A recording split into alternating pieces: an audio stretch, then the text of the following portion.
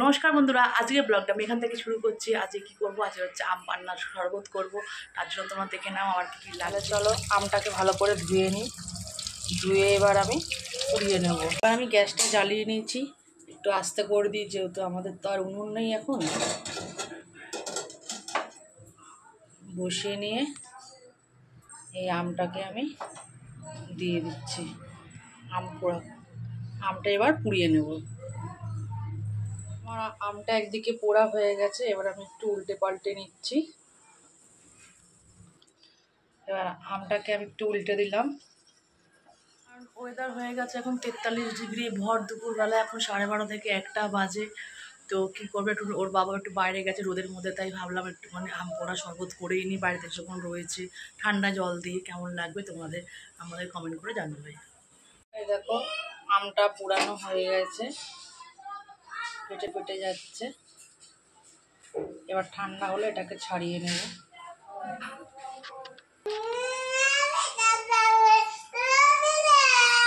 কি হয়েছে, কি হয়েছে? ঠান্ডা জলের মধ্যে আমটা দিয়ে দিলাম যাতে আমার ছালটা স্বাদ সুবিধা হয়। এসে তুমি কার জন্য অপেক্ষা করছো? যা, পাপা এসছে, যা। হ্যাঁ, এবার দেখো মুডটা চেঞ্জ হয়ে গেল, পাপা এসছে বলে কথা। এই চললো রানী। এবার চলো আমটাকে এবার ছাড়িয়ে নিই। আর আমি করেছি, আর আমটা আমার সিদ্ধ হয়ে গেছে। এবার আমি এটাকে স্ম্যাশ করে নিচ্ছি। স্ম্যাশ করে নিয়ে এবার আমি তোমাদের কাছে আসছি ফিরে। আর এদিকে আমার আমটা স্ম্যাশ করাও হয়ে গেছে। এই ধনে গুঁড়ো, একটু লঙ্কা দিয়ে দিলাম। এটা অপশনাল, তোমার দিতেও পারো নাও দিতে পারো। এদিকে দেয় না। তো চলো, গ্লাস রেডি হয়ে গেছে, চিনি দিয়ে দিলাম।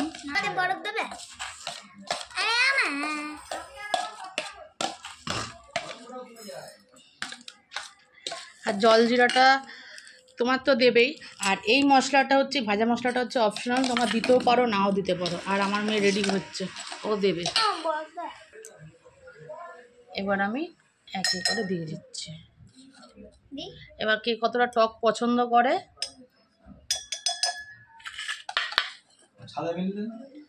আরে এখানেই শুকিয়ে। এবার ভাজা মশলাগুলো দিয়ে দিচ্ছে।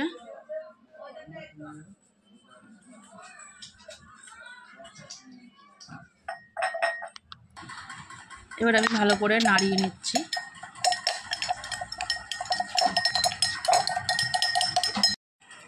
এবার আমি জলজিরাটা দিয়ে দিচ্ছি।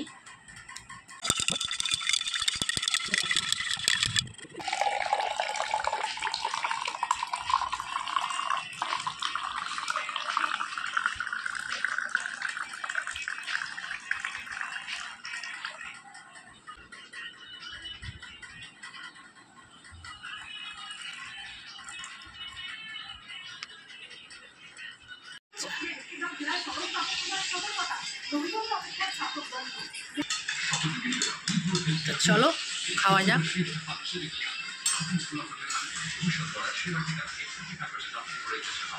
কেমন হয়েছে? একটু মিষ্টি লাগবে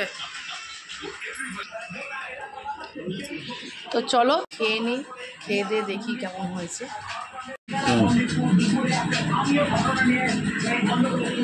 আমি না এর মধ্যে নুন দিইনি, কারণ নুন খুব একটা ভালোও না। আর আমার কাছে বিট নুন ছিল না, কারণ এখানে আমার বিট নুন কিনে না বালি বালি পাওয়া যাচ্ছে। ওই জন্য আমি বিট নুন কিনিনি। বিট নুন বাদ দিয়ে আমি চিনি দিয়েছি, আর তোমার জল জিরা দিয়েছি, আর ভাজা মশলা। তুমি তো দেখলে এই রেসিপিটা তোমার ঘরে ট্রাই করবে, ভালোই লাগবে। আমি বাইরে যা দেখছি বরফের অবস্থা, ইঁদুর জমে রয়েছে। এর থেকে ঘরে খাও, সুস্থ থাকো, বাঁচো। তো আজকের ব্লগটা আমি এখানেই শেষ করছি। দেখা হবে নেক্সট ব্লগে।